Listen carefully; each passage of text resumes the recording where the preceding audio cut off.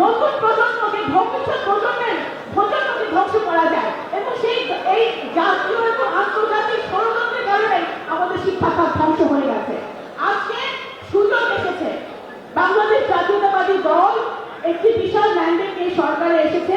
দেশনেত্রী বেগম খালেদা জিয়া যেভাবে শিক্ষা খাতকে সম্প্রসারিত করেছিলেন, শিক্ষার জন্য কাজ করেছিলেন, একই ধারাবাহিকতায় মাননীয় প্রধানমন্ত্রী কিন্তু কাজ করে চলেছেন শিক্ষা খাতে।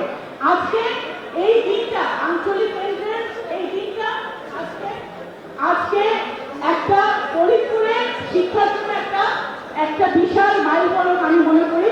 আমরা যারা জনগণের প্রতিনিধি, আমাদেরকে যারা জনগণ 12ই ফেব্রুয়ারিতে একটি সুষ্ঠু নির্বাচনের মধ্য দিয়ে ভোট দিয়ে নির্বাচিত করেছেন, আমাদের কিন্তু নৈতিক দায়িত্ব এবং কর্তব্য যে দলীয় সংকীর্ণতার ঊর্ধ্বে উঠে জনগণের জন্য, জনগণের সেবায় কাজ করা। যে এখন যেটা সামাজিক ব্যাধি, মাদক একটা সামাজিক ব্যাধি, আমাদের দুর্নীতি একটা সামাজিক ব্যাধি, এই ব্যাধিগুলোকে যদি মোকাবেলা করতে হয়, বন্ধ করতে হয়, বিশেষ করে মাদককে যদি বন্ধ করতে হয়, তাহলে শিক্ষার কোনো বিকল্প নাই এবং সুশিক্ষার কোনো বিকল্প নাই। আমি আরো বলেছি, আপনারা জানেন যে গত কয়েকদিন জেলা প্রশাসকদের একটি সম্মেলন হচ্ছে ঢাকাতে, সারা বাংলাদেশে। আমি সেখানেও একটা প্রস্তাব করেছি যে আমাদের প্রত্যেকটি উপজেলায় একটা করে লাইব্রেরি হওয়া উচিত। আমাদের স্বপ্ন, ফরিদপুরবাসীর স্বপ্ন, যে ফরিদপুরের প্রত্যেকটা ছেলে, প্রত্যেকটা মেয়ে শিক্ষিত হয়ে বাংলাদেশে এবং বাংলাদেশের বাইরে ফরিদপুরের মুখ উজ্জ্বল করবে এবং বাংলাদেশের মুখ উজ্জ্বল করবে।